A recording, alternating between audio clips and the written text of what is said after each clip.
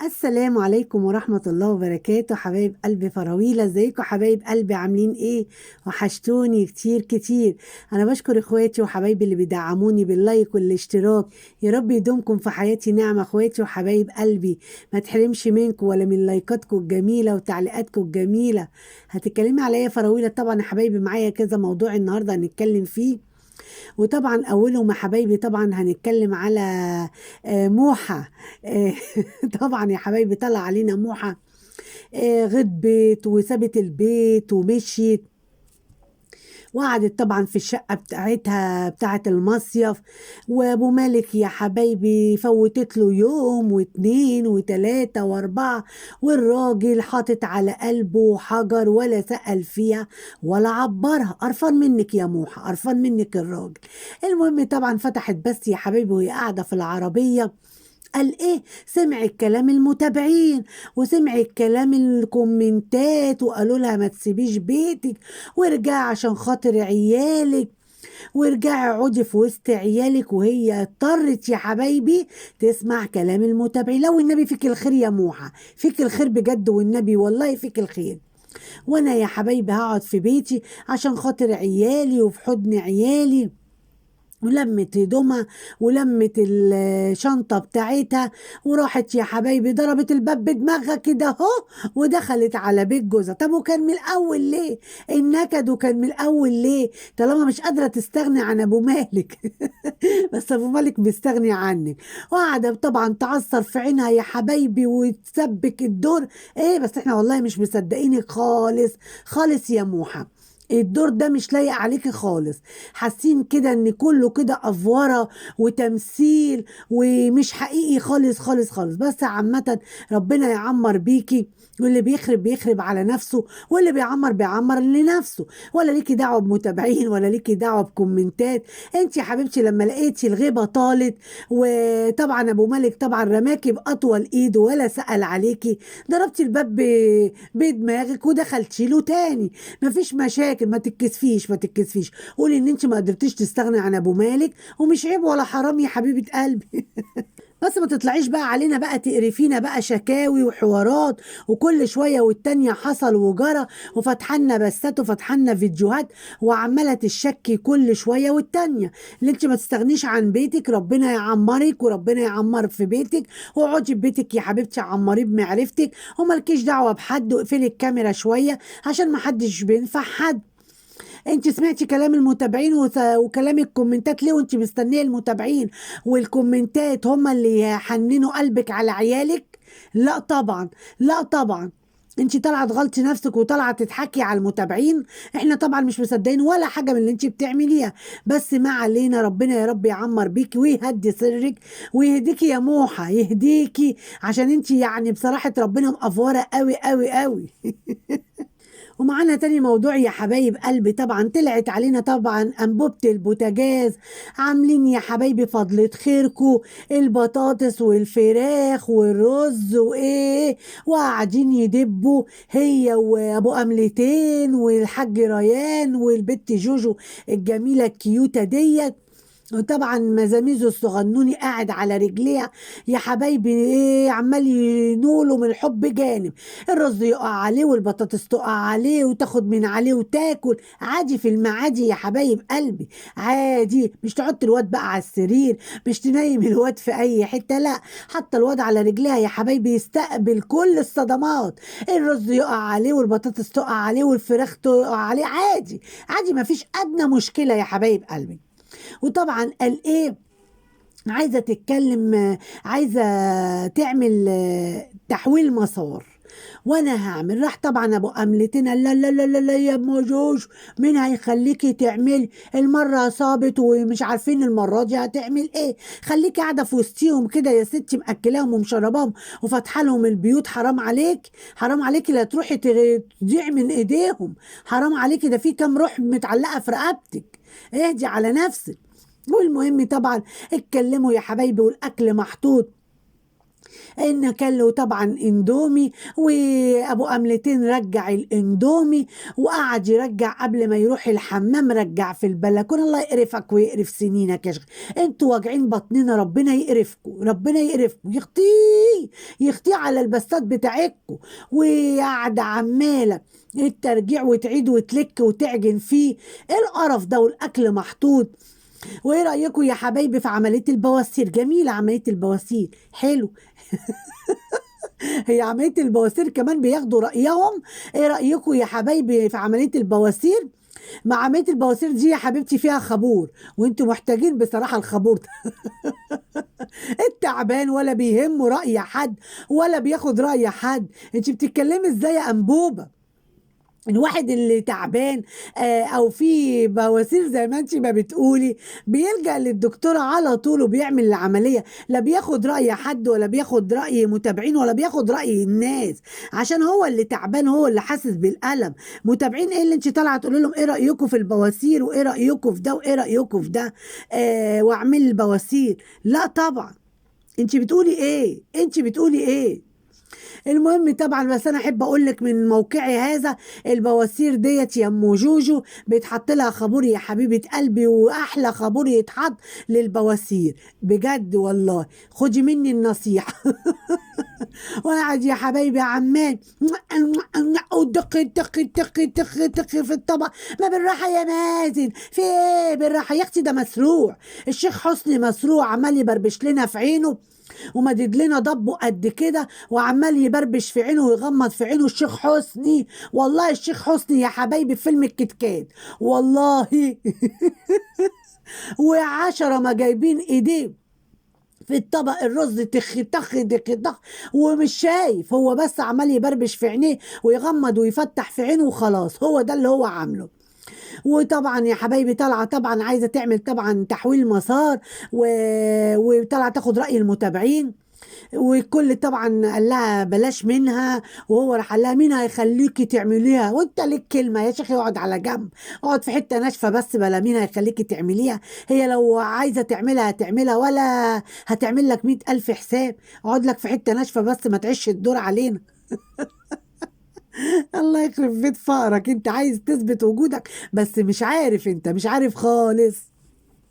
ومعانا حبايبي طبعا تالت موضوع معانا، طبعا طلع علينا جمهورية أحمد وأمل طبعا. أحمد طلع طبعا فرحان فرحان. ألف مبروك طبعا إن أنت ربنا جمعك بكيان، وربنا يخليهولك، وربنا يجعله ظهر وسند ليك بعد رب العالمين.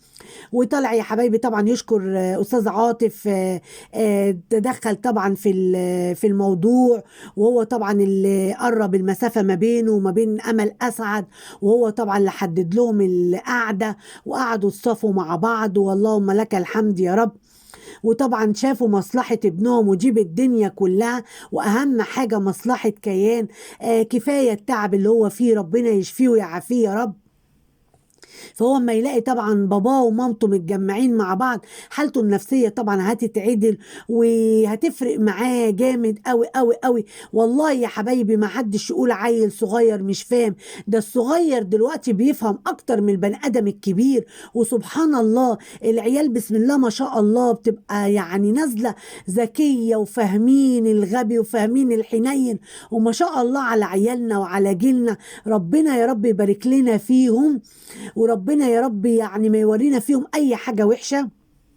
طلع طبعا صرح بالكلام وقال القضية زي ما هي والرؤية زي ما هي، وهشوفه طبعا غير الرؤية طبعا كل يوم، ويوم ما احب اشوفه هشوفه، ويوم الرؤية طبعا اساسي. وده طبعا شابوه ليها طبعا مدام امل اسعد، وان هي طبعا يعني وافقت على حاجة زي كده. وربنا يهدي الحال يا رب. واحنا كلنا فرحانين قوي على فرحك، ان انت فرحان ان انت اتقابلت مع ابنك واتجمعت مع ابنك. طبعا عمره ما هينساك طبعا. هو عارف مين باباه، والعيل بيبقى عارف باباه فين ومامته فين. ويا سلام لو انت كمان تبقى حنين عليه، هتبقى بالدنيا وما فيها. وربنا يهدي الحال يا رب. واحنا بصراحة كنا فرحانين جدا جدا بالبث اللي انت طلعت اتكلمت فيه. ايوه كده، خليك كده قليل الغلط وبلاش الغلط، لان في الاول وفي الاخر هي مامة ابنك وجدته هي اللي مربياه. اتغلط فيهم واتسبوا واتقال فيهم ما ليس فيهم، وده طبعا في الاخر طبعا هيصب على كيان. وعشان خاطر عيون كيان طبعا اي حاجة تتلاشوها للشر وللمشاكل ووجع القلب. وطبعا احنا كنا فرحانين قوي قوي قوي بالبث بتاعك يا احمد، وربنا يهدي الحال يا رب، وربنا يجمعك انت وابنك يا رب على طول كده بخير، اللهم امين يا رب العالمين. معانا حبايبي طبعا اخر موضوع معانا طبعا طلعت طبعا الخالة حلمية يا حبايبي. بس طبعا فطبعا القطيع بتاع داهية داوود طبعا طالعين عمالين يرازوا فيها، وعمالين يقولوا لها طالعة تلمي وطالعة تتسولي، وطالعة عمالة قطر الشاش عمالة تاخدي من الداعمين. طبعا انا احب اقول لكم انتوا مالكوش دعوة، ده رزق ربنا اللي بيوزعه. وبعدين هم محبين الخالة حلمية بيبعتوا لها ملصقات، بيبعتوا لها هدايا، بيعبروا عن حبهم. خليكوا انتوا في حالكوا، خليكوا انتوا. هي ما بتطلعش تتسول ولا بتطلع تقول انا محتاجة تكييفات، ولا انا محتاجة ابلط البيت، ولا انا محتاجة سيراميك، ولا انا محتاجة ادهن الواجهة بتاعت العمارة. هي طبعا بتبقى قاعدة الست حلمية معززة مكرمة، وطبعا كل الناس بتحبها وكل الناس بتحترمها. وطالعين طبعا بيبعتوا لها ملصق، بيبعتوا لها طبعا بيحبوها، بيدعموا قناتها يا حبايب قلبي. فاحنا ما نقدرش نتكلم، ده رزق ربنا اللي بيوزعه على عباده. مش من حق اي حقده وحاسده ان هي تتدخل في حاجه ما تخصهاش. انتوا بصوا يا حبايبي، سبحان الله، كل واحد على المنصة دي قاعد بفنجل عينه على غيره، مفيش حد باصص لنفسه. كل واحد، لو واحدة جالها دعم القنوات تقوم على حيلها ما تقعد، ويقعدوا يتكلموا ويقعدوا يجيبوا سيرتها، ولما هم يجي لهم دعم يستخبوا تحت الترابيزة. اقفش يالا اقفش تحت الترابيزة. وبصوا شغالين مش قادرة اقول لكم، والله والله الواحد بقى يتكسف منهم. القنوات بص اللي معاه قنوات المحتوى، قنوات المحتوى اللي طالعه تتسول وتتشحت يا حبايب قلبي. انا بقى عايزه اطلع فراويل اقول لهم كلمتين: اتكسفوا على دمكم، انتوا اتكسفوا على دمكم. كل واحدة قاعدة عجوزة شمطاء يا حبايب قلبي، قاعدة تولول وقاعدة تشحت وقاعدة، يعني بصوا شكلها يجيب الفقر سنتين قدام بأمان. والله يا حبايب قلبي أشكال ما يعلم بها إلا ربنا. وكل واحدة قاعدة تتسول على داعمة، وعمالين يقطعوا الداعمين يا حبايبي، مقطعينهم مفرولينهم كده. ودي تشتم على الداعمة اللي بتدعم دي، ودي تشتم على الداعمة، واما تبقى معاه وبتدعمها تبقى واو، دي الأصول، دي بنت الأصل، بنت الرجالة اللي مفيش منها. واول ما تسيبها وتديها ظهرها، خدي تعالي اقفشيها من قفاها، تعالي يا بنت التشت والتشت. انت شوية مفاضيح اقسم بالله. وسبحان الله يا حبايبي ما بيشبعوش، والله ما بيشبعوا.